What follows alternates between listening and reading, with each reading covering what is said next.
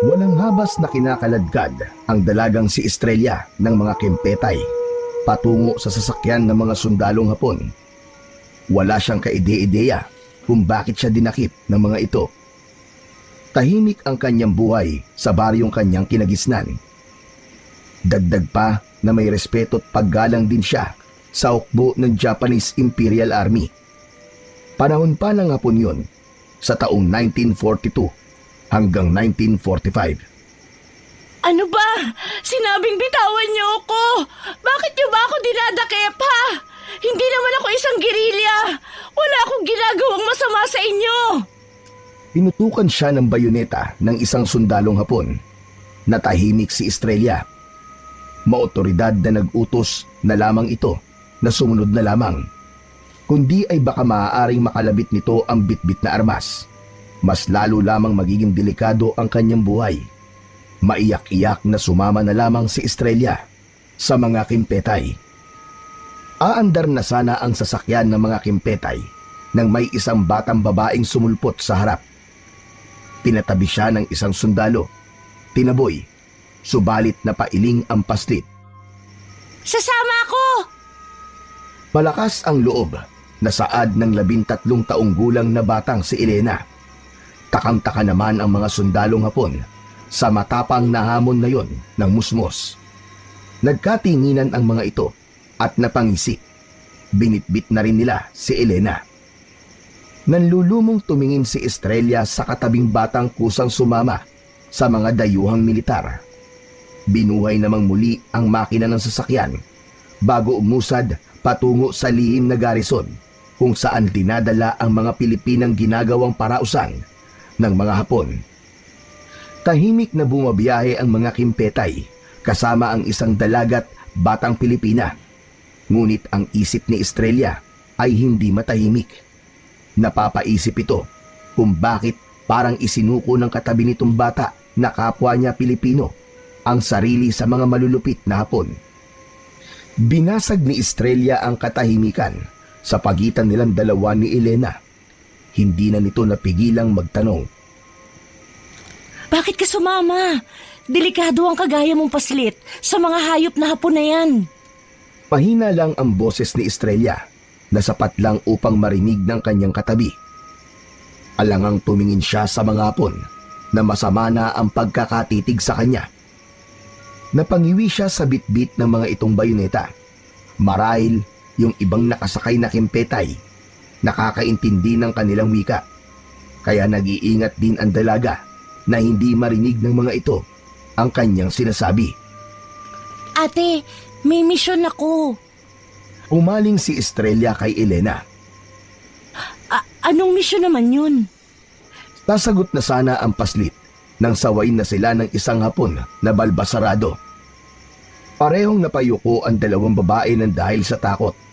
Nanatiling nakatikom ang bibig ng dalawang Pilipina hanggang sa dumating na sila sa sikretong comfort station. Ang lugar kung saan ginagawa ang kababuyan ng mga Hapon sa mga kababaihang Pilipina. Sa pilitang kinaladkad si Estrella ng mga kimpetay papasok sa garrison, habang ang batang si Elena naman kusang sumunod sa mga militar. Inosente ang itsura ng batang paslit, pero makikita na may pagkamisteryosa. Bitiwan niyo ako! Kusa ako sasama sa inyo! Napapiksi ang dalaga, pero hindi pa rin ito binibitiwan ng mga sundalo. Hindi nga sabi ako tatakas! Ano ba? Kareyoi kesete kudasai. Napalingon ang lahat nang biglang lumabas si Colonel Yamaguchi sa sikretong garrison. Kaagad na sumunod naman ang mga sundalong Hapon at kinalagan siya mula sa mahigpit na pagkakahawak. Hindi makapaniwala si Estrella na ang nasa likod pala ng kanyang pagkakadakip ay ang kaibigan ng kanyang yumaong ama na isang kernel na Hapon. Isang pinagkakatiwalaang Hapon noong hindi pa ganap na sinasakop ang Pilipinas ng bansang Japan mula sa ikalawang digmaang pandaigdig. Ikaw? Musta ka? Binibining Estrella. Long time no see. Hayop ka! Ikaw ang may gawa sa akin ito? Nanginginig ang mga kamay ni Estrella sa galit. Biglang kumulo ang kanyang dugo at para bang sasabog na ang kanyang ulo sa kanyang natuklasan. Bakit mo to ginawa sa akin? Kaibigan ka ng sundalong ama ko ah! Nanginginig na mangiyak-ngiyak na sa galit si Estrella. Bago siya lagutan ng hininga mula sa kanyang laban sa mga rebelde. Ikaw ang binabanggit niyang tutulong sa amin. Pero bakit mo ginagawa sa akin ito? Maghunos diri ka, Estrella. Ikaw ay dinakip para aking pangaragaan. Ayaw mo ba nun? Sinungaling! May pumapatak na mga butil na luha mula sa mga mata ng dalaga. Batid ko kung bakit mo ako dinala rito. Para gawing parausan. Hayop ka! Anong gusto mo? Ipapalapa mo rin ako sa mga sundalo mo? Ha? Bababuyin niyo ako gaya ng ginagawa niyo sa mga kababaihang nandito? Lumapit ang kolonel kay Estrella. Piniga nito ang pisngi ng dalaga. Pinakatitigan siya nito ng masama. Huwag kang mag-arara, Binibining Estrella. Hindi ka gagarawin ng aking mga sundalo. Aking karang. Akin. Marahas na binitiwan siya ng kolonel. Bumakas ang pagbaon ng mga kuko ng Hapon. Tumalikod ang kolonel at inutusan ang mga sundalo nito. Shiniirete kudasai. Dalhin si Binibining Estrella sa Kisrida. At ang mga bata, isama sa mga kababaiyang nais niyong pagsasaan mamayang gabi. Bantayan niyong maigi si Binibining Estrella at huwag niyong hahayaang makatakas. Mariwanag! Sabay-sabay na sumugot ang mga sundalo sa kanilang lengguwahe at sinunod ang utos ng kanilang taysa. Walang pakundangang hinawakan si Estrella ng mga kimpetay habang ang batang si Elena naman hindi mahawak-hawakan ng mga ito. Para kasing napapaso ang mga sundalong Hapon sa tuwing magtatangkang hawakan ang paslit na ipinagtaka naman ng dalaga. Sa kabila nun, kagaya kanina ay kusang sumunod ang musmos papasok sa garison. Ikinulong si Estrella sa silid ng taysa na hiwalay sa kwarto ng mga kababaihang ginagawang parausan ng ibang mga sundalong Hapon. Tinutukan naman ng matalim na bayoneta ng mga Hapon ang batang si Elena para pumasok sa silid ng mga babaeng tinipon para doon pagsawaan ng mga dayuhan. Hindi naman umangal ang paslit. Pagpasok ni Elena sa silid ng mga comfort woman, nakarinig siya ng pagbalya ng pagsara ng pinto. Nagsumiksik naman sa sulok ang mga kababaihan sa tromang inabot ng mga ito gabi-gabi. Huwag po kayong matakot sa akin mga ate. Bata lang po ako at hindi halimaw. Sila po ang mga halimaw. Shh! Hinaan mo ang boses mo. Baka marinig ka nila, bata. Mahinang saway sa kanya ng kulot na babaeng gulagulanit ang damit. Puro may mga pasa ito sa katawan. Marungis na rin ang itsura. Siguro dahil sa gabi-gabing pinagpipiesta ng katawan nito ng mga Hapon. Ngunit sa kabila ng maruming itsura ng babae na paulit-ulit ginagamit ng mga dayuhan, hindi pa rin maikukubli ang gandang taglay ng babae. Oo, tama ka. Mga halimaw sila. Dahil gabi-gabi nila kaming pinagsasamantalahan. O di kaya'y pinapatay at kinakain. Wala namang kaming ginagawang kasalanan sa kanila. Patawarin sana sila ng Diyos sa mga kalapastangan ng ginagawa nila sa amin. May tumulong luha mula sa kaliwang mata ng babae. Halatang awang-awa ito sa sarili at kinamumuhian nito ang mga Hapon na pumatay sa buong pagkatao at puri nito. Hindi lang po sila halimaw sa ginagawa sa inyo, ate. Totoo po silang mga halimaw, mga alagad ng dilim. Pinahid ng babae ang butil na tumulo sa mata. Naguguluhang tinanong siya nito kung ano ang ibig niyang sabihin. Halimaw? Ano bang ibig mong sabihin sa halimaw, bata? Kinakabahan ang babae pero hindi muna isiniwalat ni Elena ang kanyang nalalaman. Sa halip, nagpakilala siya rito at sa iba pang mga babaeng nakakulong sa kwartong yon. Saka ko na po sasabihin. Pero ate, hindi po bata ang pangalan ko. Elena. Elena po ang aking pangalan. Ikaw po ate, ano po ang pangalan mo? Tumalikod ang babaeng gulagulanit ang kasuotan at tumingin muna sa kapwa nito mga comfort woman bago bumaling sa kanya. Therese. Ako si Sister Therese. Sister Therese? Ibig pong sabihin, madre po kayo? Tumango ang isa sa mga biktima na comfort woman. Oo, Elena. Isang buwan na nilang tinanggal ang aking abito. At isang buwan na rin nila akong ginagamit. Sa labis na awa, mahigpit na niyakap niya si Sister Teresa. Ate Therese, tahan na po. Lalaban po tayo sa kanila. Makakatakas po tayo rito. Mala si Sister Teresa sa pagkakayakap sa bata. Ipinapasa Diyos ko na lamang ang magiging kapalaran natin sa kamay ng mga Hapon. Batid ko na may plano siya para sa atin. Ililigtas niya tayo sa lugar na ito. Tumabat naman ang isang babaeng comfort woman din, kagaya ng madre na wala nang magagawa ang Diyos na sinasabi nito. Kung mabuti raw ang Panginoon, malamang matagal na silang nakatakas sa impyernong lugar na yon. Wala daw kwenta ang Panginoong palaging pinagdarasalan ni Sister Teresa. Bawiin mo yung sinabi mo, Ramona.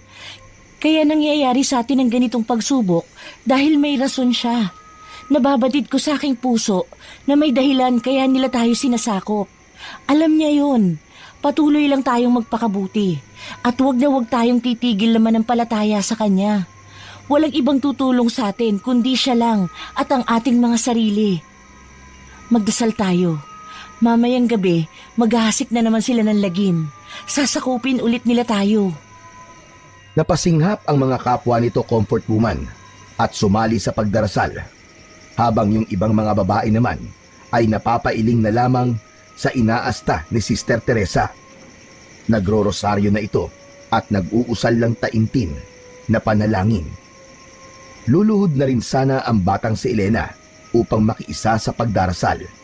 Subalit napapitlag siya nang makarinig mula sa malayo ng tawanan at mga pagyabag. Mula pa sa kabilang dako nun at ilang kilometro pa ang layo, may narinig siyang mga palitan ng putukan na lumalaban sa mga kimpetay. Mga gerilya yon na nasa liblib ng kagubatan. Biglang kinabog ang kanyang dibdib sa hindi malamang dahilan nang makarinig siya ng pagdaing ng mga Pilipino na nasusugpo ng mga sundalong Hapon. Napailing ang batang si Elena sa malayong naririnig. Tinuntun niya ang bintanang yari sa kapis at binutas yun ng walang kahirap-hirap. Sumilip siya roon. Mula sa malayo, kitang-kita niya sa malayong kampo ang pagpapahid ng langis ng mga Hapon sa katawan nito. Sa hindi kalayuan, may kumakain ng hilaw na manok at baboy. Yung iba naman, tinitira pa ang mga buhay na hayop. Nanlaki ang mga mata ng paslit at lumayo mula sa pagsilip sa bintana. Naudlot naman ang pag-uusal ng dasal ni Sister Teresa at ibang mga kababaihan dahil sa sunod-sunod na paghinga ni Elena. Elena, anong nangyayari? Para kayatang nakakita ng multo dyan. Ate Therese, may nakita po ako sa kabilang kampo ng mga Hapon. Malinaw ko pong nakikita ang kanilang brutal na ginagawa. Napatayo si Sister Teresa sa pagtataka. Ano? Paano mo nakikita ang kabilang kampo mula rito? Napakalayo nun. Halimaw po sila. Literal na mga halimaw. Ulalas pa ni Elena. Hindi kita maintindihan, Elena. Diretsuhin mo na nga kami. Natigil si Sister Teresa sa pagsasalita nang sumenyas ng kamay ang bata sa madre ng pagtahimik. Nakakarinig po ako ng mga yabag palapit po dito sa ating kinaroroonan. Magsihanda po kayo. Sumilip ang madre na biktima ng mga sundalong Hapon sa butas na bintana. Tuluyan nang sinakop ng kadiliman ang kalangitan. Hindi ito maaari. Paparating na nga ang mga demonyo. Bakit po, ate? Hinarap niya si Sister Teresa. Ito ang tatandaan mo, Elena. Magtago ka agad sa kahit saang sulok ng bahay na ito, oras na sumugod ang mga halimaw. Hindi ka nila pwedeng galawin. Napakabata mo pa at inosente. Huwag na huwag kang magpapahuli sa kanila, ha? Hindi naman maisip ni Elena kung ano yung ibig iparating sa kanya ng madre. Ate, mag-iingat po ako. Pero sana kayo rin po. Hindi ko po hahayaan na galawin nila ako. Sanay na kami, Elena. Pero ikaw, unang beses mo itong mararanasan kung sakali. Ayokong galawin nila ang pagkabirhen mo. Hindi ko kakayanin, Elena. Hindi. Nanginginig ang lalamunan ng madre sa pagsasalita. Anumang sandali, bibigay na namang muli ang loob nito. Diyos ko, pahabagin. Iligtas mo po ang batang ito. Napaantanda si Sister Teresa at hinawakan ng ulo ng paslit upang taimtim siyang dasalan ng buong pag-iingat. Ate, palakas na ng palakas sa mga yabag. Napamulat ang babae. Wala naman kaming naririnig ah. Paano mo naririnig ang mga yabag na yun, Ele? Naputol ang susunod na sasabihin ni Sister Teresa nang biglang bumukas ang pinto. Napahawak sa kanya-kanyang mga ulo ang mga kababaihan, maski ang madre. Habang si Elena naman, nakamata sa naunang pumasok na si Kernel Yamaguchi. Psst! Elena, yumuko ka. Napayuko ang bata bilang pagrespeto sa nakatataas na posisyon ng Japanese Imperial Army. Kayong mga babae, hindi mo na matuturoy ang paglalaro ngayong gabi. Hindi mo na kayo pagpaparausan ng aking mga sundalo. Narinig ni Elena na napahinga ng maluwag ang mga kababaihan. Si Sister Teresa naman, nag-sign of the cross at nagpasalamat. Habang siya ay napatanga, hindi niya mawari kung ano ang nangyayari. Pero wag muna kayong magpakasaya. Nakiusap sa akin si Estrella na wag kayong garawin para makatanggap ako sa kanya ng isang mapusok na hari. Kaya magpasalamat kayo sa kanya. Oras na makita niyo siya. Nagkaroon ng bulong-bulungan sa loob ng silid kung sino yung si Estrella na tinutukoy ng taysa. Damare! Lahat ay tumahimik sa pagsigaw na yon ng kolonel. Subarit hindi nangangahulugan yon. Narigtas na kayo sa kamay ng aking mga sundalo. Isa sa inyo ang pipiriin ko upang maging aray sa mga gutom kong mga heishi. Napamulagat ang lahat at nagtinginan sa isa't isa sa sinabi na yon ni Kernel Yamaguchi. Napapalunok ng laway ang mga kababaihan, hindi malaman kung sino ang pipiliin nang walang awang taysa. Masamang tumingin ang kolonel kay Elena. Napayuko siya habang si Sister Teresa naman ay kinakabahan na baka siya ang ialay sa mga demonyong Hapon na sundalo. Tinutulan agad ng madre ang masamang tingin sa kanya ng kolonel. Taysa, please don't hurt her. Have mercy for this child, please, Taysa. Natatakot na pagsusumamo ni Sister Teresa na niyakap si Elena. Kahit ako na lang po, Taysa. Huwag mo lang pong idamay ang walang kamuwang-muwang na batang ito. Please, Taysa. Please. Umalatak si Kernel Yamaguchi. Mukhang ginalit yata ng madre ang Diablo. Para akong gagawin sa kanya, sister. Huwag kang matakot. Bumaling ito sa isang babaeng halos humalik na sa sahig, si Ramona. Ang umuusig kay Sister Teresa sa sinasamba nitong Panginoon. Ikaw ang pipiriin ko. Napailing-iling si Ramona at kinaway-kaway ang mga kamay upang hindi siya dakpin. Ngunit buo na ang desisyon ni Kernel Yamaguchi. Pinabitbit siya nito sa mga kimpetay at inilabas sa may comfort station. Nagbingi-bingihan naman ang lahat ng mga kababaihang natitira sa silid na yon. Rinig na rinig kasi ang pagmamakaawa ni Ramona na tulungan ito. Kinandado ng muli ang kulungan ng mga comfort woman. Napapahilamos na lamang sila sa marurungis na itsura habang pinapakalma ang sarili. Ano kayang gagawin nila kay Ramona? Wala akong ideya pero wag naman po sana. Maya-maya pa, biglang nakarinig si Sister Elena ng mga pagdaing at pag-iyak na wari bang parang may kinakatay. Sumilip muli siya sa butas na bintana. Gayong malayo ang pinagdalhan ni Ramona sa kabilang kampo ng mga Japanese. Kitang-kita niya, nasakop ng paningin na maliban sa pinagsasamantalahan ang kaawa-awang babae. Wari bang sinisip-sip ang liig at tiyan nito ng iba pang mga Hapon. Labis na nasindak si Elena sa kanyang nasaksiyan. Napaurong muli siya at napatanga. Nakangangalang ang bibig niya sa nasilayan. Naisip niya ng mga sandaling yon ay maling-mali yata na tinanggap pa niya mula sa alaga ng kanyang yumaong mga magulang, ang mutya ng agila. Anong nangyari, Elena? Bakit ka na naman sumilip sa bintana? Nangangatog siyang sumagot kay Sister Teresa. Si Ate Ramona po. Ha? Paano mong nasisilip si Ramona dyan sa labas? Di ba nasa kabilang kampo pa yun? Napakalayo pa nun para... Si Ate Ramona po, Ate Therese. Kinakain po nila. Napaupo siya sa labis na panlulumo. Sa ganoong murang edad, nakakasaksi na siya ng ganoong klaseng brutal na pagpatay ng isang tao. Hindi niya maidedetalye sa mga nakakatandang mga babaeng naroon ang nangyari. Pero malinaw na malinaw sa kanyang isip na pinagpipiestahan ang kaawa-awang katawan ni Ramona ng mga hindi pangkaraniwang nilalang na mga sundalong dayuhan.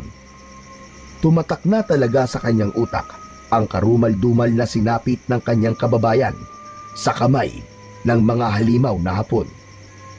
Nagsilapitan kay Elena ang mga kababaihan. Pinapawi ng mga ito ang kanyang tromang nararanasan.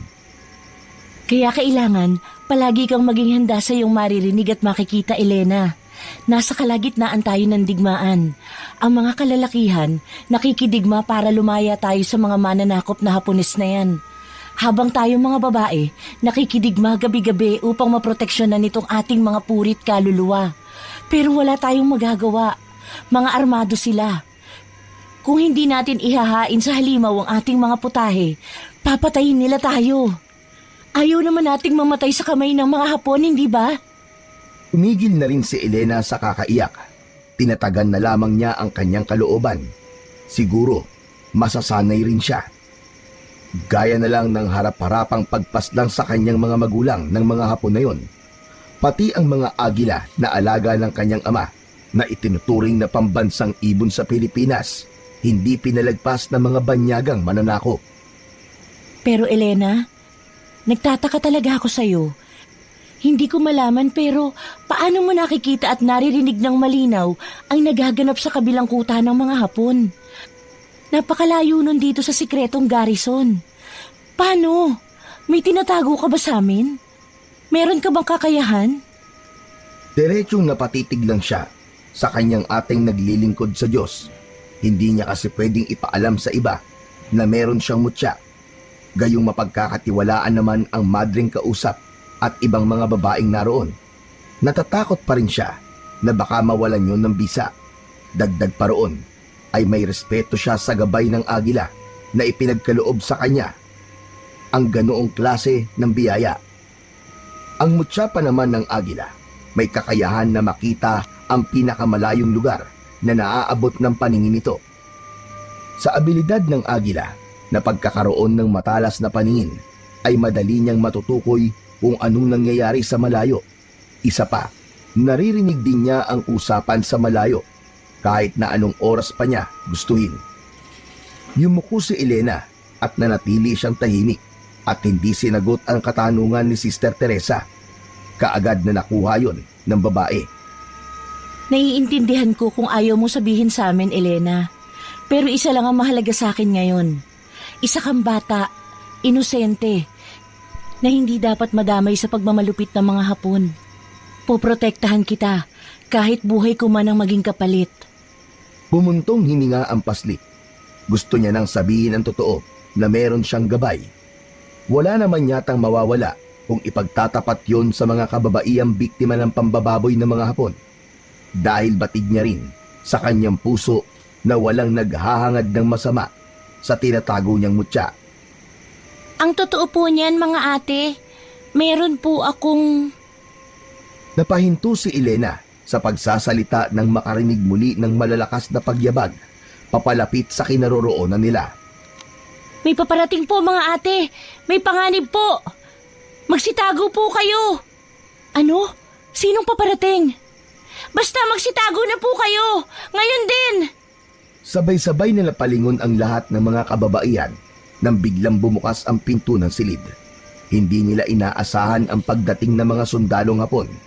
Patawa-tawa pa ang mga ito na nakalabas ang dila. Tila sabik na sabik ng makatikim ng babae, ngunit hindi sa literal na paraan. Nagtilian ang mga Pilipina. Nalilito naman si Sister Teresa. Bakit sinugod pa rin sila ng mga sundalong Hapon kung nagkaroon na sila ng alay? Anong ginagawa niyo rito? Nakuha niyo na si Ramona. Pinatay niyo na siya. Bakit pa rin kayo nandito?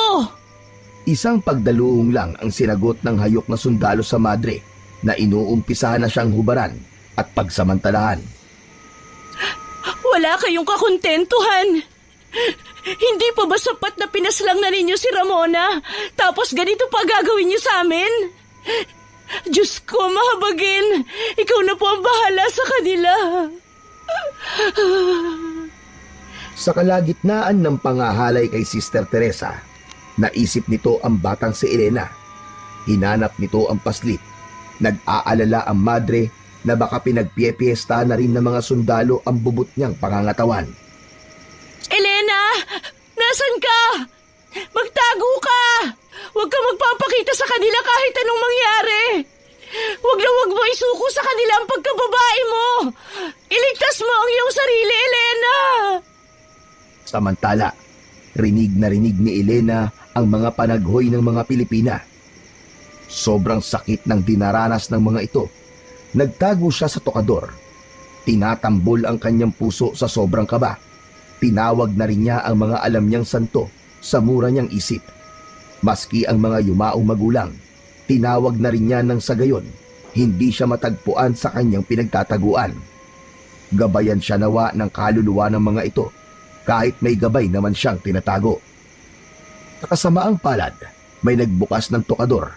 Napatili ang bata nang tumambad sa kanya ang Hapon na may peklat sa muka. Napapikit na lamang si Elena habang tumitili. Lumayo ka sa akin! Huwag na huwag mo akong hahawakan! Sinasabi ko sa'yo! Subalit tila walang naririnig ang Hapon na yon na may peklat sa kaliwang pisngi. Lumayo ka! Tangka na sana siyang bubuhatin ito nang parang nakaramdam ito ng init sa katawan. Parang napapaso ang sundalong Hapon na yon. Natigilan ang Hapon at tumingin sa kanya. Sinabi nang lumayo ka eh! Tinulak ni Elena ang lalaki. Sa pagtulak niya sa sundalo, sa isang iglap ay biglang may gumapang na apoy sa buo nitong katawan. Naghuhumiyaw sa sobrang init ang sundalo hanggang sa tuluyan nitong masunog. Tumigil naman ang mga sundalong patuloy na kinakabayo ang mga kababaihan. Gimbal na gimbal ang mga kasundaluan sa napaslang ng isang batang Pilipina sa kasamahan nila. Napurnada ang panggagahasa ng mga Hapon sa comfort woman. Pinuntiryan nila si Elena upang hulihin. Bakit sila tumigil? Teka, Hinang-hinang bumangon si Sister Teresa na tinakpan ang hubad nitong pangangatawan. Nasilayan nito ang nangangamoy na sunog na katawan ng isa sa kampon ng dyablo. sinong may gawa niyan? Napabalikwas sila ng lingon na para bang may tinutugis ang mga sundalo na isang bubuit. Dinig nila na hulihin daw ang kodomo na sa wikang Tagalog ay bata. Hindi maaari. Si Elena? Si Elena ang gumawa sa sundalong yan? Hindi makapaniwalang saad nito sa sarili. Sa paglabas nila Sister Teresa sa silid na yon, mas lalo pa silang nagimbal napatay na ang mga sundalong Hapon na yon. Kagaya sa nangyari sa may sundalong may pilat sa muka, sunog na sunog din ang katawan ng mga ito. Umuusok-usok pa ang mga bangkay. Napapailing na lamang ang madre sa kalunos-lunos na sinapit na mga Hapon sa kamay lang ng isang batang paslit. Elena! Nasaan ka? Magpakita ka sa amin! Sa ilang segundo lamang, biglang lumitaw sa harap nila si Elena. Napasapo sa dibdib si Sister Teresa. Ate Therese, nandito na po ako. Ikaw bang may gawa ng mga ito sa sundalo? Yumuko ang musmos bilang tugon. Pero paano? Hindi ko na maipaliwanag ang nangyayari sa iyong bata ka. Ate, kasi... May mutya po ako ng agila. Lumukot ang muka ni Sister Teresa. Mutya ng agila? Ano yun? Ito po ang gabay ko para proteksyonan po ako laban sa masasama. Napapikit na umiling-iling ang madre. Hindi. Teka, ibig mo bang sabihin, meron kang kapangyarihan? Malakas na napatango ang bata. Opo ate, at ang kapangyarihan ko na ito, nagmula sa alagang agila ng aking ama sa tirahan po namin sa kabundukan. Tugon pa niya. Hindi pwedeng mangyari ito. Iisa lang ang may kapangyarihan sa lahat. At walang iba kundi ang Panginoong Diyos. Paano ka magkakaroon ng kapangyarihan? Sa maniwala ka man o sa hindi ate, may mga nilalang dito sa ating mundo na hindi natin maipaliwanag. Ang alaga pong agila ng aking ama, isa po siyang hulog ng langit sa amin. Noong namatay sina ama at ina, may ibinigay po sa akin ng agilang yon mula sa mga kuko nito. At ito po yun. May dinukot si Elena mula sa maselang bahagi ng kanyang katawan. Mula sa kanyang salungsuob, kinuha niya yung mahiwagang bato. Ibinida niya sa mga kababaihang nandoon ang mutya na bato ng agila na hugis mata. Para rin itong araw kung titingnan, ito ay sumisimbolo sa talas ng paningin at kakayahang makita ang katotohanan sa kabila ng dilim.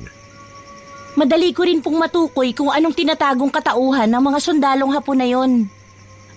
Hindi ako makapaniwala. May ganyan palang uri ng kapangyarihan. Manghang-mangha ang mga comfort woman sa taglay na batong hawak ni Elena. Ibig sabihin, mga halimaw talaga ang mga Hapon na yon? Literal na halimaw maliban sa pananamantala sa amin? Opo ate, mga aswang po sila. Natuptop ng madre at ng iba pang mga kababaihan ang kanilang bibig. Hindi. Nagsasabi po ako ng totoo ate. Hindi nagsisinungaling ang aking mutya. Naramdaman niya agad na mga aswang ang mga dayuhan na yon. Kaya sila kumakain ng mga hilaw na karne gaya ng manok at baboy. Napa-sign of the cross si Sister Teresa. Paano kaya yun, Elena? Hindi kaya magiging isa kami sa kanila? Nagkibit balikat na lang siya. Hindi ko rin mawari, ate. Pero... Hindi na naman niya na ituloy ang susunod na sasabihin nang magliwanag ang batong tangan. Itinago niya uli ang kanyang mutya at dali-daling pumasok sa silid ng sabihin niya ang kanyang mga narinig. Kinakabahan ako, Elena. Baka ipapatay nila tayo oras na makita nila ang iyong ginawa. Abadong saad ni Sister Teresa. Huwag po kayong mag-alala, ate. Ako pong bahala sa inyo. Napaigtad ang lahat nang marinig ang galit na sigaw ng taysa. Sila Kernel Yamaguchi pala ang mga pumanhik. Sino ang gumawa ng karapastanganan sa aking mga sundaro? Kaya parang nangangamoy sunog. Magbabayad siya. Napaurong ang lahat sa muling pagbukas ng pinto ng silid. Ipinagdaop nila ang kanilang mga palad sa labis na takot sa mga dayuhang sundalo. Kayong mga babae kayo. Sinong sumunog sa mga kasundaruan ko? Sino? Gustong magsalita ng mga kababaihan at ituro ang batang si Elena, pero walang naglakas ng loob dahil ayaw rin naman nilang mamatay ang bata. Tumingin si Elena kay Sister Teresa. Magbabalak na sana siyang tumayo upang isuko ang sarili, pero panay ang iling ng madre. Wag, Elena. Wag. Subalit huli na upang hindi madamay ang kanyang mga kasamang babae sa comfort station. Nagtapat na siya sa taysa. Ako po, Colonel. Ako po ang pumaslang sa mga sundalo niyo. Walang bahid na ekspresyon ang nanalaitay sa mukha ni Elena. Maliban sa pagkaseryoso, humagalpak ng tawa si Colonel Yamaguchi.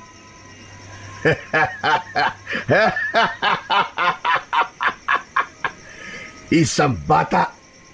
Anong magagawa ng isang bata para tarunin ang aking matatapang na mga sundalo?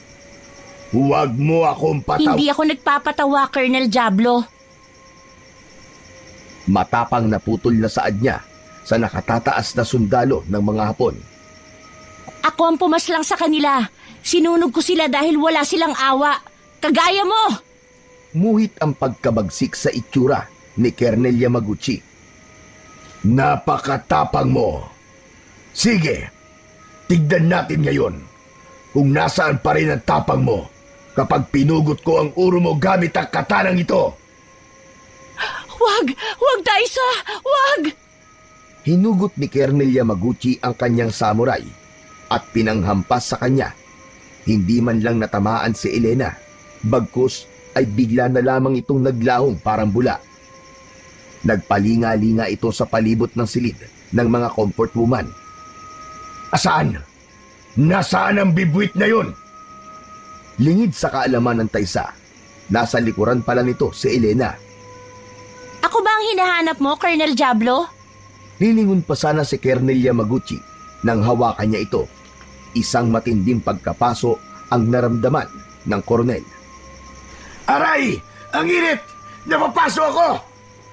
May biglang gumapang na apoy sa uniforme ng kolonel.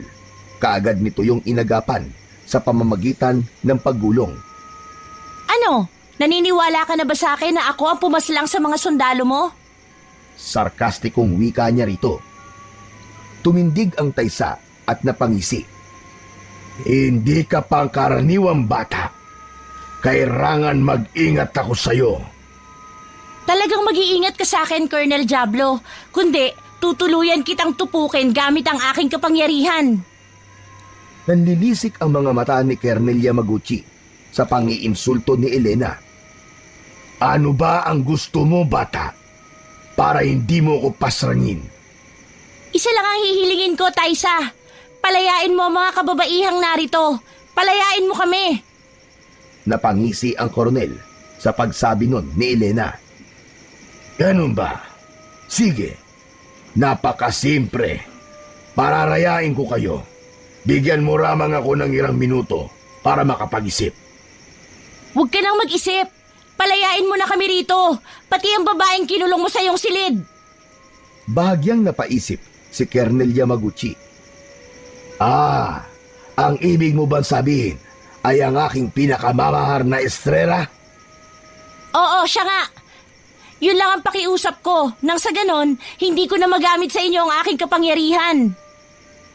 Mahinang natawa si Colonel Yamaguchi. Napakatapang mong pasrit ka. Porket may bit-bit kang kapangyarihan. Gawin mo na! Ulyaw na pananakot ni Elena. Sinusian ni Colonel Yamaguchi ang silid sa hindi kalayuan sa kwarto ng mga comfort woman. Lumabas si Estrella na bakas ang magkahalong pagtataka at takot. Pagkatapos ay isa-isa nitong tinapunan ng tingin ang mga kababaihan. Anong ibig sabihin nito, Colonel Yamaguchi? Papalayain mo na ba kami? Umawa ng malakas ang Colonel. Kasunod nun, ang paggapos nito ng bisig ng hapon sa leeg ni Estrella. May hinugot ang taysa sa bewang nito. Isang delikadong maliit na baril na itinutok nito sa sintido ni Estrella. Anong gagawin mo sa akin? Bakit mo tinututok sa akin ang barel? Maawa ka! Anahimik ka, Estrella. Ikaw, Basrit! Tukoy nito kay Elena na nakaawang na ang bibig. Ganon din sina Sister Teresa at ibang mga kababaihan. Huwag mo sasaktan si Ate Estrella! Nagsusumamo ako sa'yo!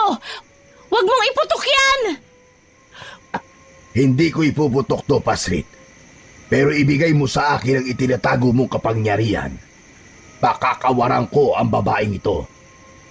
Nagdalawang isip si Elena. Hindi niya pwedeng ilabas ang mutyang itinatago niya at ibigay sa iba. Subalit kung hindi naman niya isusuko ang kanyang gabay, baka mapahamak naman ang isa pa niyang kalahing Pilipina. Ang misyon niya naman talaga ay ang proteksyonan nito, kahit di niya batid kung bakit. Ano, Pasrit? Ibibigay mo ba sa akin ang kapangyarihan mo o papasrangin ko ang kababayan mo? Ayaw mo naman sigurong may mamatay pa, hindi ba? Wag! Huwag kang sumunod sa kampo ng dilim. Itago mo yan. Kailangan mo yan para mailigtas ang ating bayan. Hayaan mo na ako. Naiiyak na si Elena. Hindi niya pwedeng hayaang may dumanak na naman na dugo ng kanyang kababayan sa kampo ng mga Hapon. Elena, iligtas mo siya. Mahinang pakiusap naman ng madre. Wala na siyang nagawa kundi ilabas ang mutya ng agila mula sa kanyang panty. Ibinigay niya kay Colonel Yamaguchi ang mahiwagang batong yon, gayong labag sa kanyang kalooban. Napahalakhak si Colonel Yamaguchi. Kasunod nun ay pinakawalan nito si Estrella at sumama sa mga kapwa Pilipina. Mahigpit na hinawakan yun ng Colonel at itinapat sa dibdib. Magiging marakas na ako. Mas rarong magiging marakas. Maiyak-iyak ang batang babae sa kanyang ginawa. Wala na. Normal na lamang akong bata. Patawarin mo ko. Dapat hinayaan mo na lang akong mamatay. Estrella, huwag kang magsalita ng ganyan. Nararapat lamang tayong mabuhay pa ng matagal sa mundong ito. Wala po akong pinagsisisihan, mga ate. Ginawa ko lang po ang tama. Sa kanya na ang mutya ng agila. Ang importante, buhay pa rin po tayo. Anong pinag-uusapan niyo dyan? Napabaling ang lahat sa maotoridad na tinig ng kolonel. Pagsipasok na kayo sa kanya-kanya niyong mga sirid. At ikaw, Estrella, pumasok ka na sa sirid ko. Hindi! Ayoko! Akala ko ba palalayain mo na kami kapag binigay na sa'yo ng batang ito ang gusto mo? Sa tingin mo ba, tumutupad ako sa usapan? Hindi. Raro na ngayon, mas makapangyarihan na ako.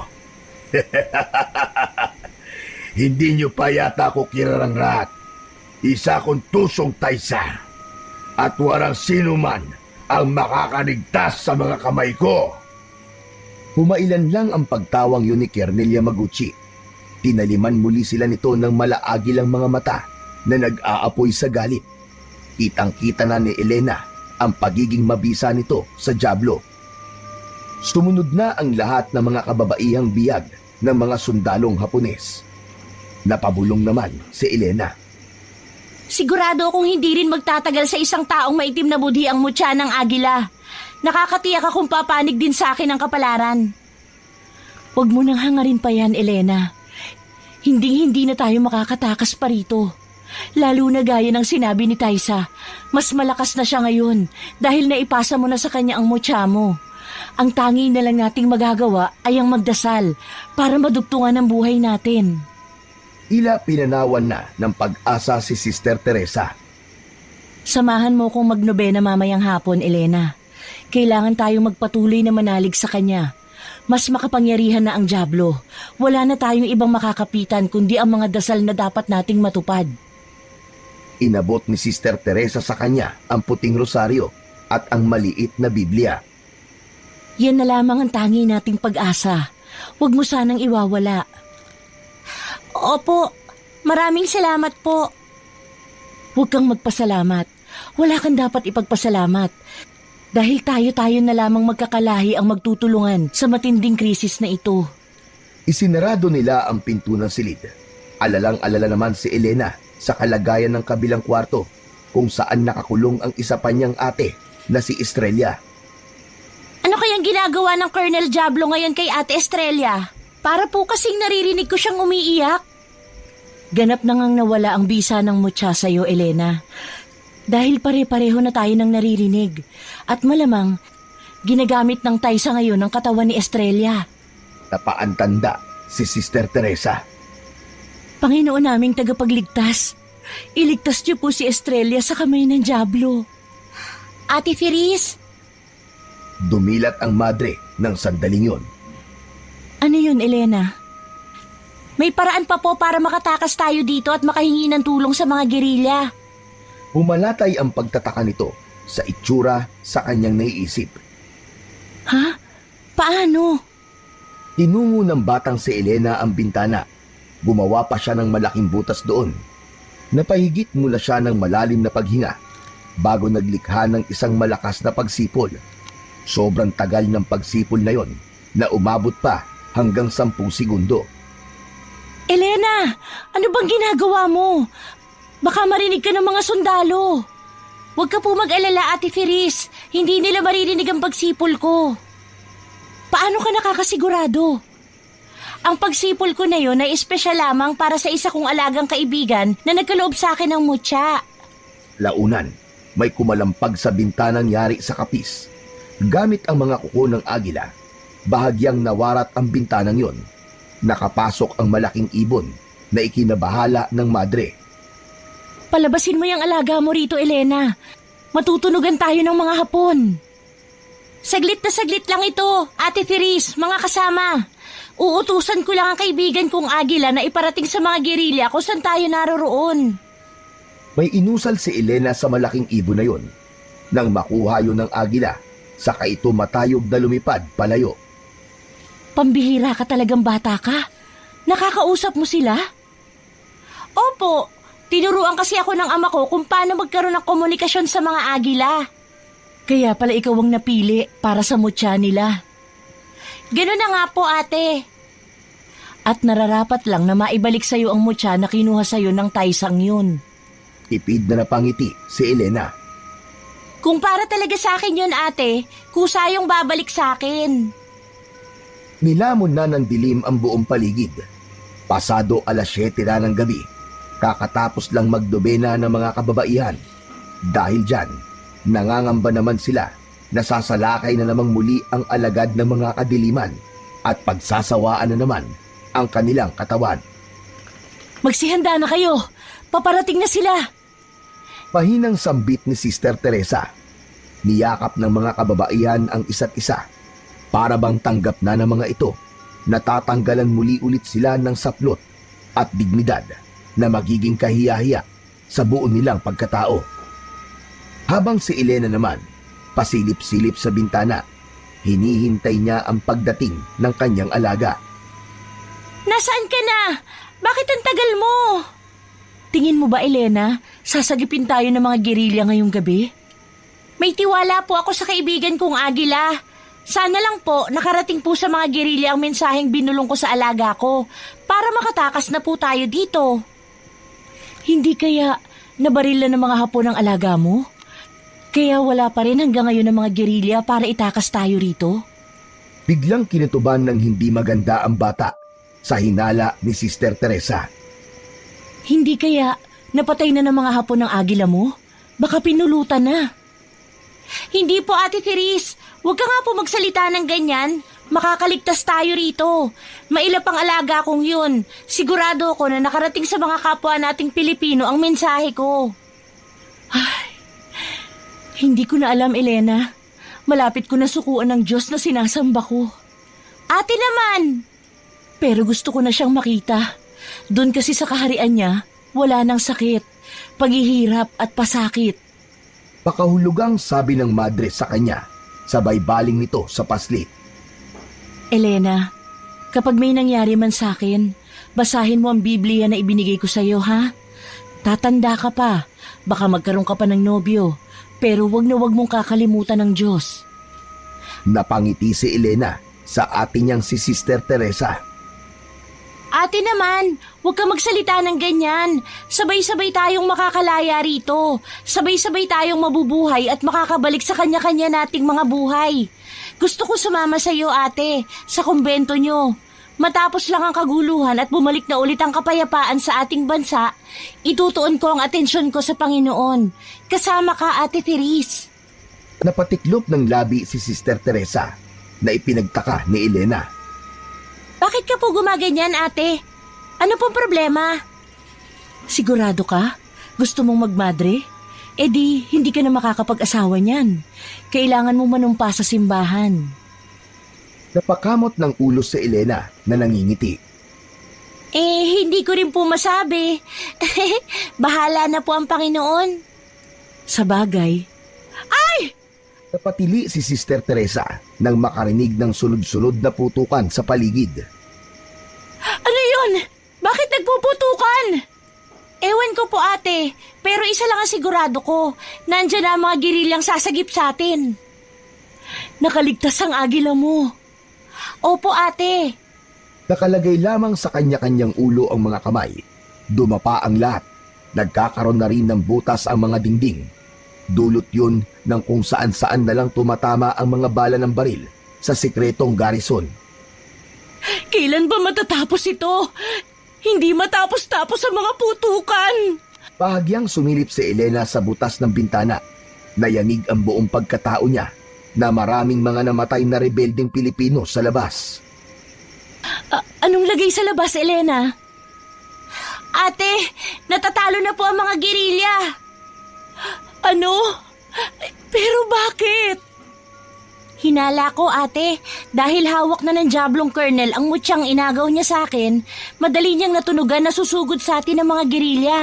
Magiging malakas po kasi ang pakiramdam ng taong may hawak ng gabay ng agile. Kaya nakapaghanda po sila. Paano yan? Hindi na tayo makakaligtas? Natameme na si Elena. Hindi niya na sinagot ang madre. Sa halip, sumipol siya ng malakas. Agad na dumating ang alaga niyang agila at nakapasok sa loob ng garrison. Kaibigan, tulungan mo ko. Bawiin mo ang mutya na binigay mo sa akin noon kay Colonel Yamaguchi. Magagawa mo ba yun? Idinipan na lamang ng malaking ibon ang malapad nitong mga pakpak, saka mabilis na lumipad palabas. Nag-aahari pa rin ang mga putukan sa kuta ng mga Hapon.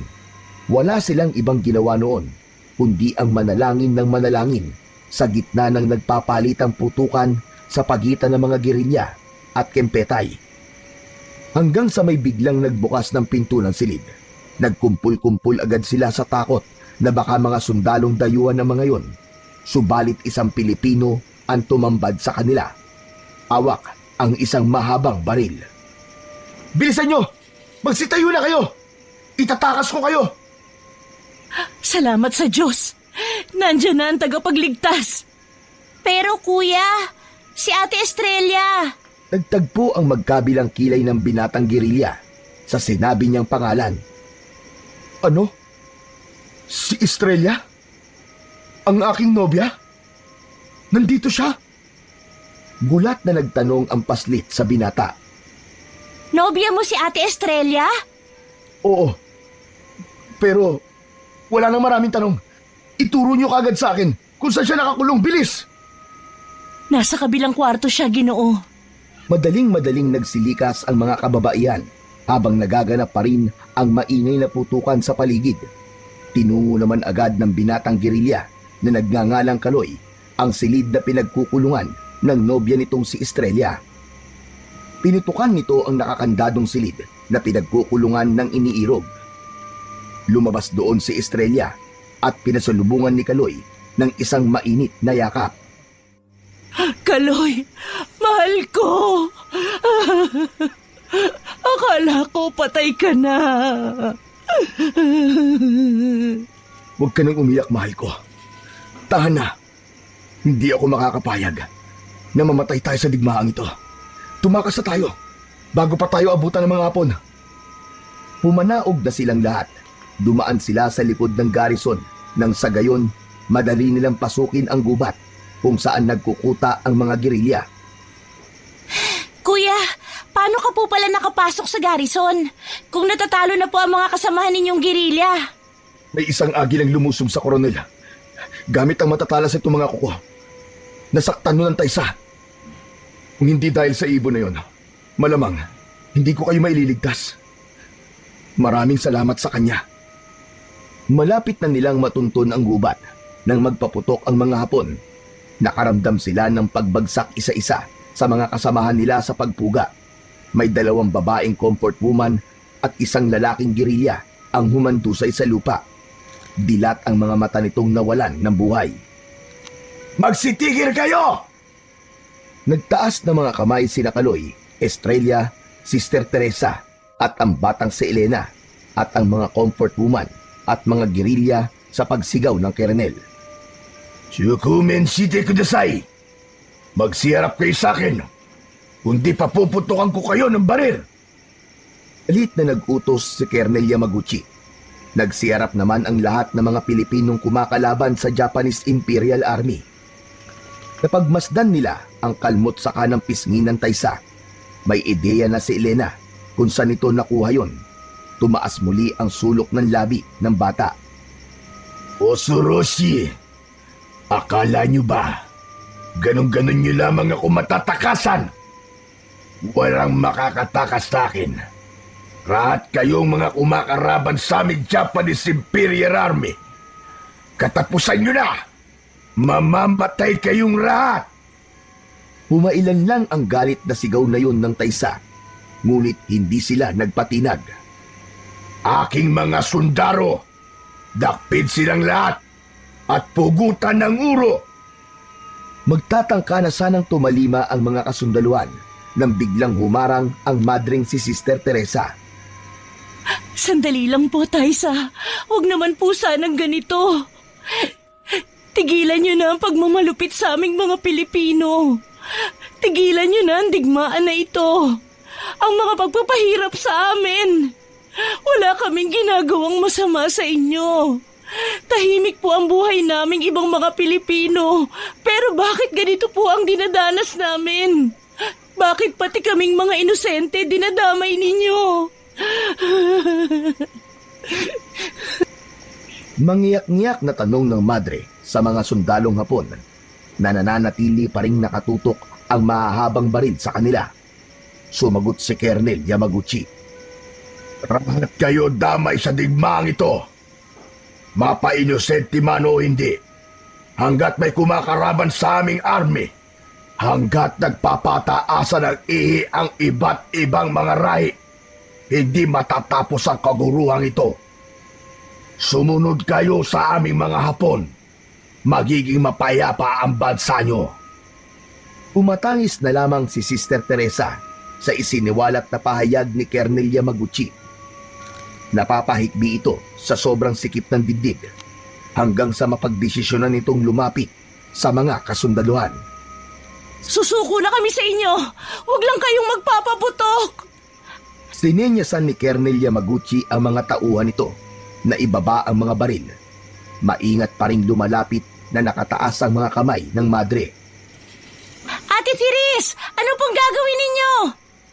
Nang makalapit si Sister Teresa sa isang sundalo, mabilis nitong inagaw ang bayoneta nito. Saka pinaputukan ng malapitan ang mga sundalo. Naghudyat na ang madre na tumakbo habang ito ay nagpapakawala ng mga bala. Tumakas na kayo! Bilisan nyo! Takbo na! Niratrat ni Sister Teresa ng bala ng bayoneta ang mga nakakasumpong nitong sundalo. Hindi inaasahan ni Elena ang pagsasakripisyo ng Ate Teresa niya. Kaya naman, tinakbo niya ang babae para sana sagipin ito. Subalit huli na ang lahat. Tinadtad na ng bala ng mga militar ang katawan ng kaawa-awang madre. Hindi! Ate Firis! Ate! Pinasan si Elena ni Kaloy sa balikat. Mabilis silang pumulas bago pa sila mahagip ng tingga ng bala ng baril. Ibaba mo ako! Si Ate Firis! Ate! Wala na tayong magagawa sa kanya, bata. Ipagdasal na lang natin ang kanyang kaluluwa. Naalala bigla ni Elena ang mga pinag-usapan nila ni Sister Teresa. Ang masaya't makabuluhan nilang pag-uusap na dalawa. Akala niya, Sa pagtatapos ng gera laban sa mga Hapon, makakasama pa niya ang ate niyang madre. Doon pala siya nagkakamali dahil doon din pala sa digmaang yun ang katapusan ng alagad ng Diyos na biktima ng pang-aabuso ng mga Hapon. Tagumpay na nakatakas ang ilang mga gerilya, comfort woman, kasama sina Kaloy, Estrella at ang batang si Elena sa pagpapaputok ng mga dayuhan. Nakarating na rin sila sa kuta ng mga gerilya. Hindi naman magkandagulapay si Elena na isipin pa rin ang sinapit na kamatayan ng kaibigan niyang madre. Nakikiramay ako. Elena, tama? Tinabihan ni Estrella ang malungkot na batang si Elena habang pinagmamasdan ang sigaan.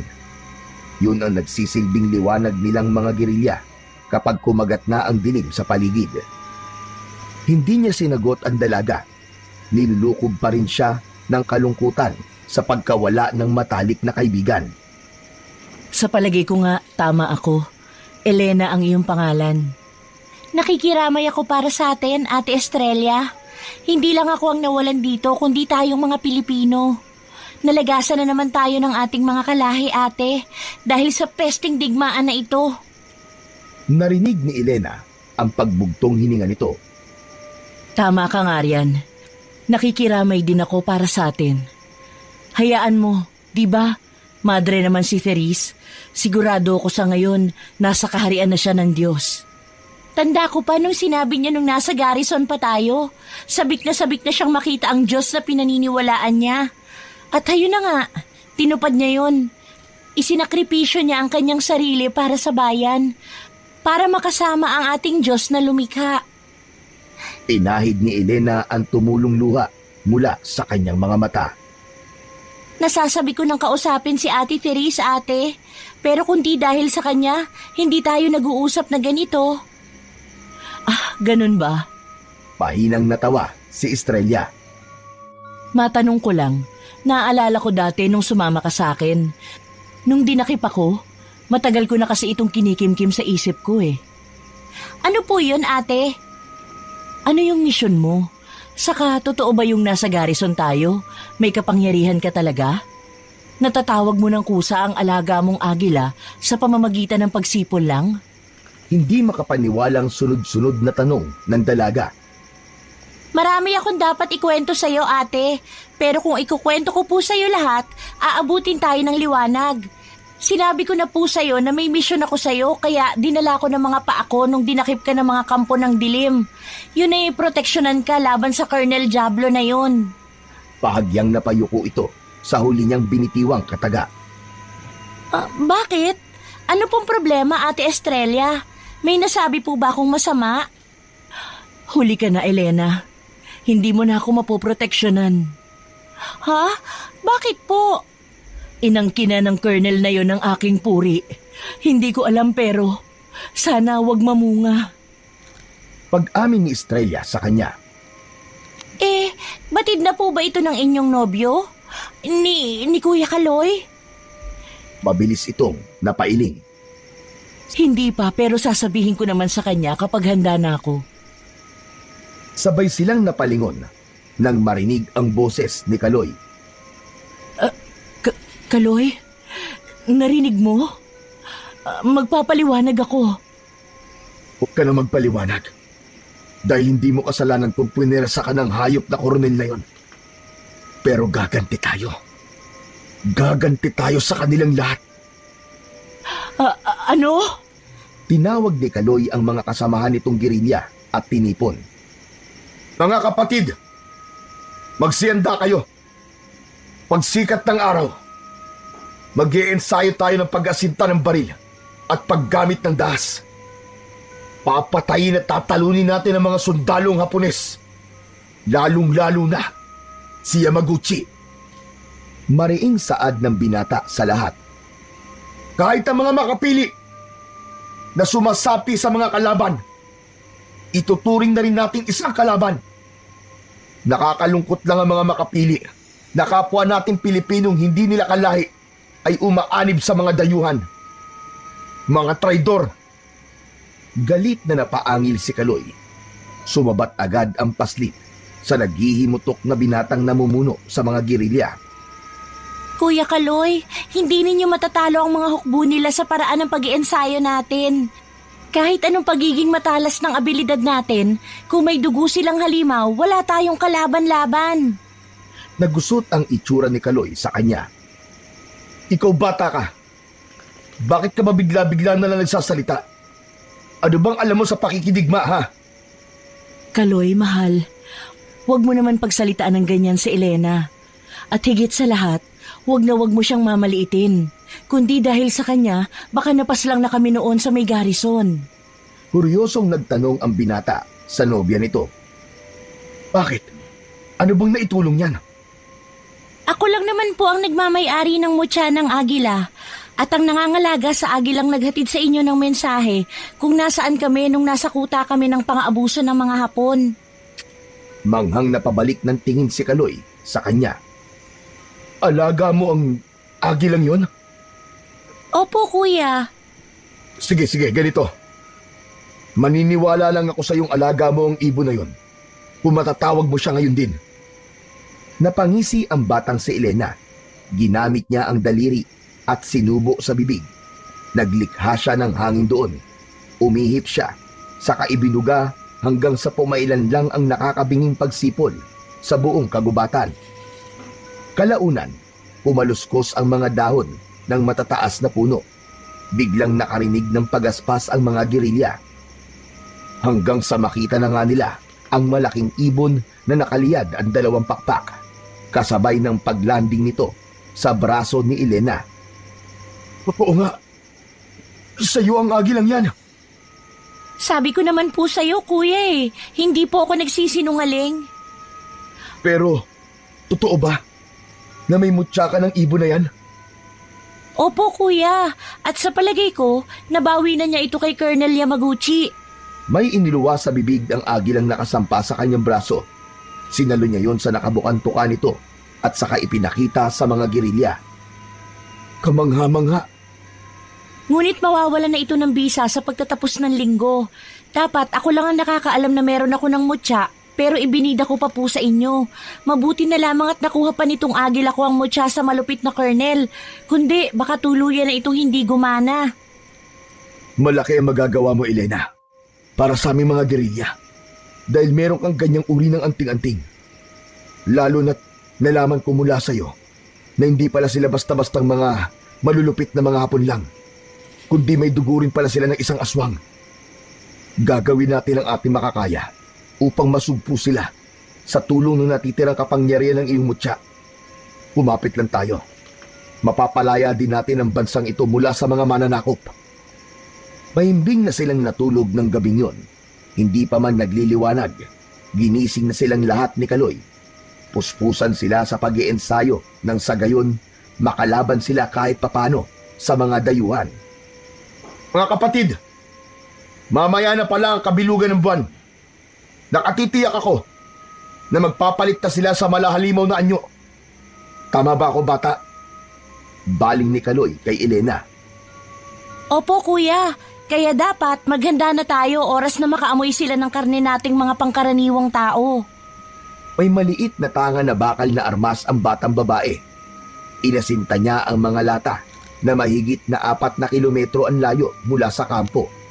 Sa talas ng kanyang mga mata sa kapangyarihan ng mutya ng agila, lahat ng mga nakailerang lata ay kanyang napatumba. Naririnig din niya sa kalayuan ang mga pinapatay na mga Hapon na Pilipino sa may piitan. Kundi man pinupugutan ng ulo mga ito, kinukuryente muna, inilulublob sa drum na punong-puno ng tubig o hindi kaya ay nilalatigo. Nagbingi-bingihan na lamang si Elena sa kanyang mga naririnig. Mga kapatid, magpahinga na tayo. Inabutan na tayo ng liwanag.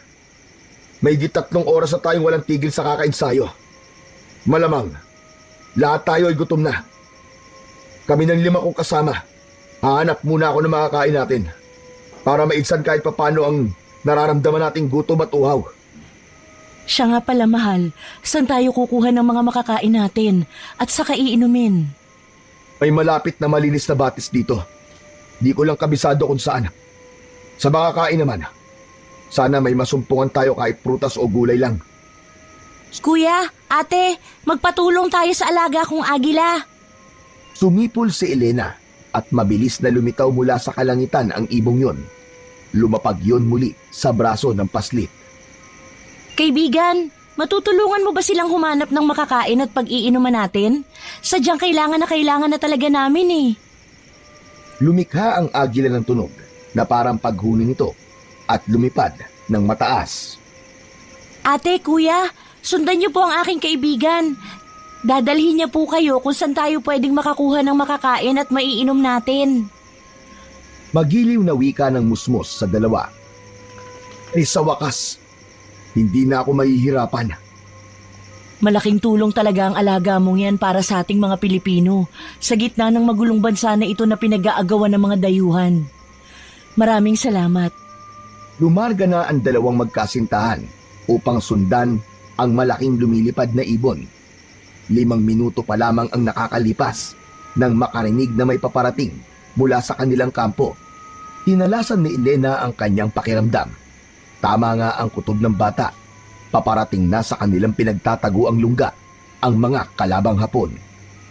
Mga ate at kuya, wala pa sina Ate Estrella sa ngayon pero may paparating na mga Hapon. Magsipaghanda kayo! Dahil sa alertong ipinamalas ng bata, maliksing nagsihanda ang mga gerilya, maski ang mga babaeng nanggaling sa istasyon ng parausan ng mga Hapon. Mabilis silang nagtago sa mga matatayog na puno. Malayo pa man, pero ang preparasyon sa bawat isa ay solido na. Hindi pa man nakakalapit ang mga kimpetay. Nagpaputok na ang isa sa mga gerilya. Umalingaw-ngaw ang putok na yon na sumapul sa noo ng isang sundalong Hapon. Hanggang sa nagpalitan na nga ng mga bala. Walang mga Pilipino ang natamaan. Merong daplisman, ngunit hindi naging madugo. Umaksyon na rin si Elena. Sa liksi ng paslit, naiilagan niya ang mga balang pinakakawalan ng mga kalaban. Sa tuwing hinahawakan niya ang mga ito, kaagad na nagliliyab ang buong katawan. Mas lalong nagliwanag ang mutya na nasa panloob niyang salawal. Dala na rin ang init sa paligid. Mas lalong lumakas ang kanyang gabay. Hindi naglaon, tuluyang nagapi ang mga dayuhang Hapon. Nakahinga ng maluwag ang lahat. Walang napatay sa kanilang mga Pilipino dahil na rin sa pagiging handa at abiso ng batang si Elena. Salamat, Panginoon. Hindi mo kami pinabayaan. Hawak-hawak niya na maigpit ang puting rosaryo na alaala na lamang na bigay sa kanya ng yumaong si Sister Teresa. Mula sa kanyang bulsa, naroon din ang maliit na Biblia. Siguro hindi lang itong mutya ang nagbibigay sa akin ng proteksyon, kundi itong mga instrumento na pareho naming kinakapitan ni Ate Therese. Dumating na rin sina Estrella at Kaloy na may mga bitbit na mga tinapay, iilang prutas at gulay at mga buslo.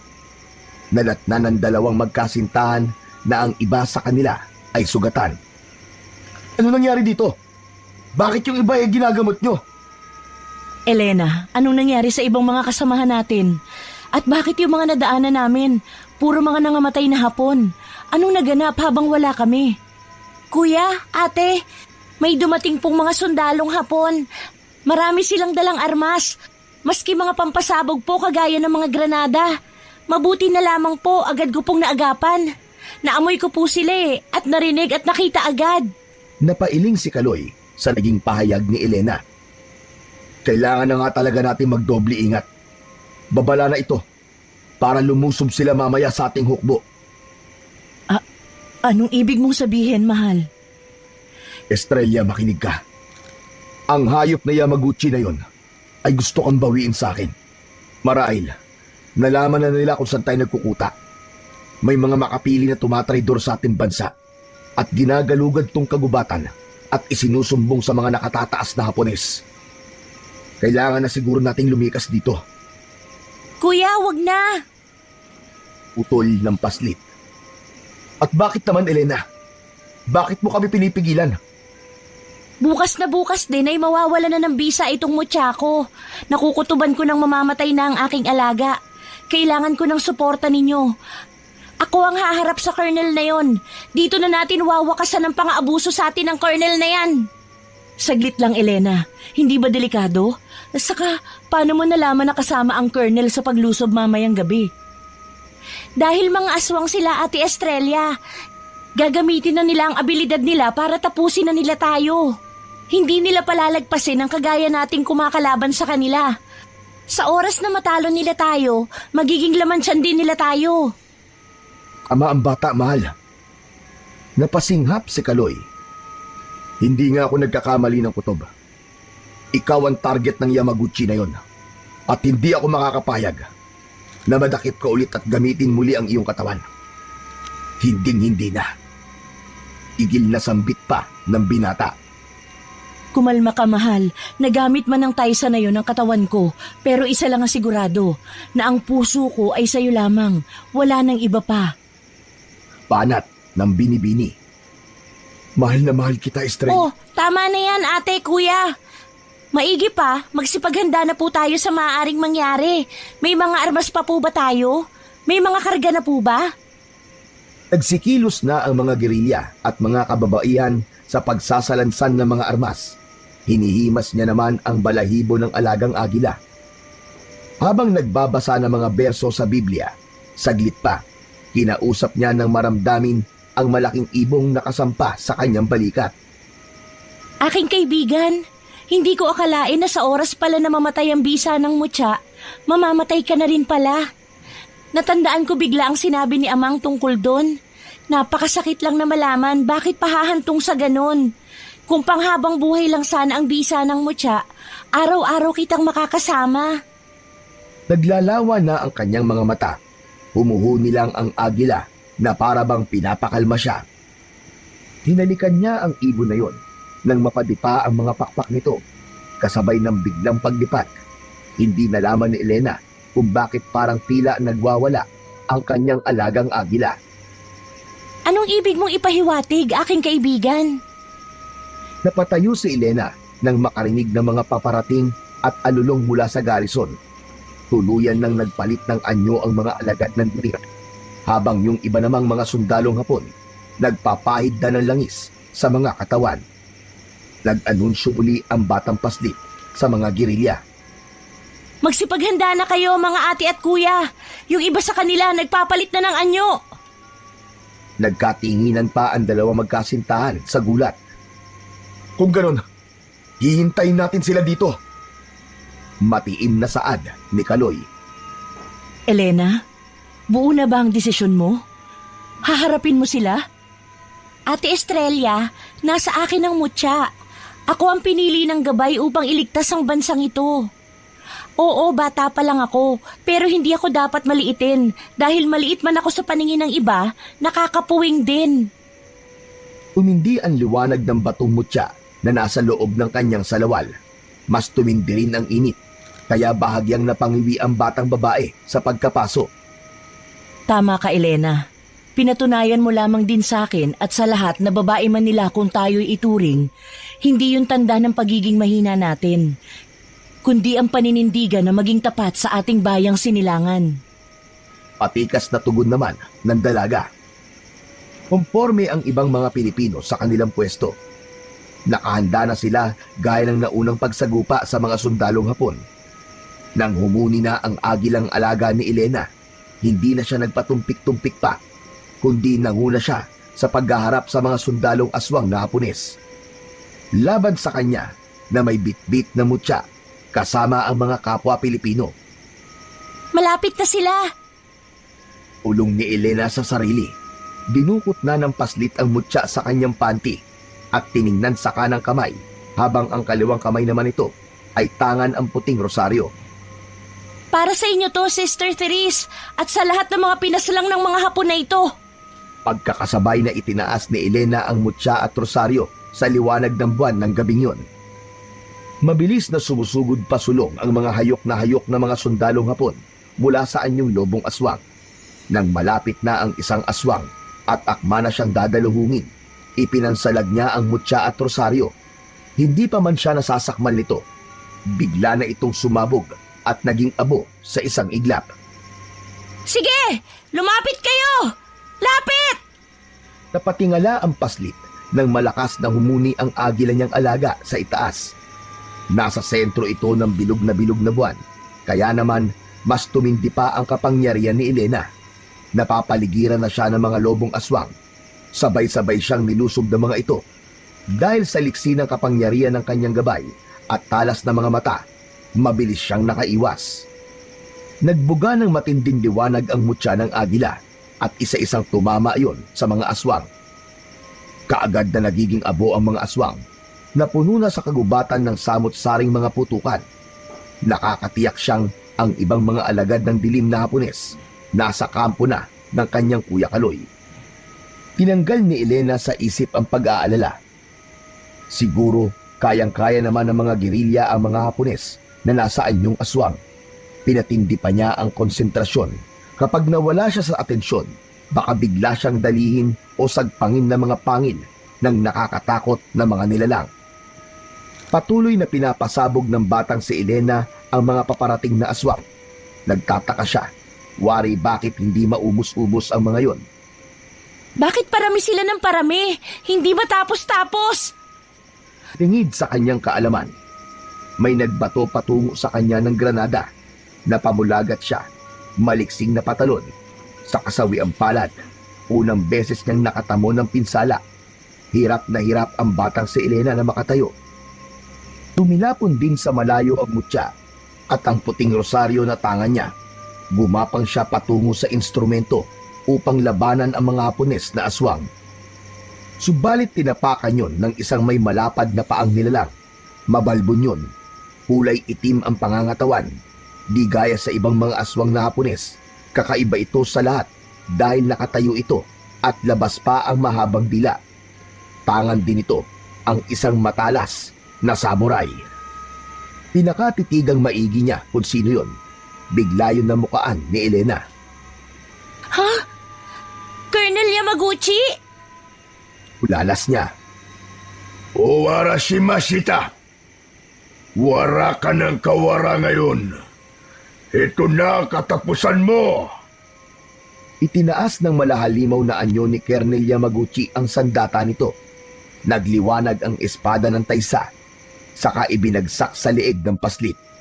Dadampi na sana ang talas ng katana sa leeg ni Elena nang hindi yun matuloy. Napatingala si Elena at nasilayan niya ang kanyang alagang agila na dinaklot ang mga mata ng koronel. Nabitiwan ng halimaw na koronel ang katana nito. Doon naman nakakuha ng pagkakataon si Elena na damputin mula sa malayo ang bato ng mutya at rosaryo.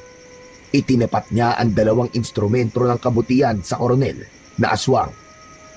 Heto na ang katapusan mo, Colonel Diablo! Para sa mga inapit-pinas lang mo ng mga kapwa ko Pilipino! Isang matinding liwanag ang naipon sa mutya at sa rosaryo ni Sister Teresa. Kalaunan, bumugayon ng apoy sa direksyon ni Colonel Yamaguchi. Hindi maaari! Kinain ito ng matinding liwanag hanggang sa matupok. Tanging bakas na lang ng korteng tao sa lupa ang nadatnan ng lahat. Umuusok-usok pa yun. Natanda na natalo ng isang batang paslit ang isang koronel. Pinaligiran yun ng mga gerilya at mga kababaihan. Nang makumpirmang natalo na nga nila ang koronel at naubos na rin ang mga aswang na Hapones, sumigaw silang lahat sa kagubatan. Bit-bit ang pagbubunyi ng kanilang bansa. Para sa kalayaan! Para sa kalayaan! Mabuhay ang Pilipinas! Kalayaan ng Pilipinas! Kalayaan! Matapos ang sagupaan ng gabing yun sa mga Hapones na aswang, unti-unti na rin nagiging normal ang lahat. Naging malamig na ang sitwasyon. Unti-unti na rin nakakabangon ang mga Pilipino mula sa pagmamalupit ng bansang Japan. Ika-20 ng Oktubre, taong 1944, nagbalik si General Douglas MacArthur sa Leyte kasama ang Allied Forces na naging simula ng paglaya ng Pilipinas mula sa Hapon. Ika-5 naman ng Hulyo, taong 1945, formal na idiniklara ang ganap na paglaya ng Pilipinas mula sa kontrol ng bansang Japan. Isa na ring ganap na dalagita noon si Elena. Patay na ang alagang agila nito at tuluyan ng hinipan ng hangin ang mutya.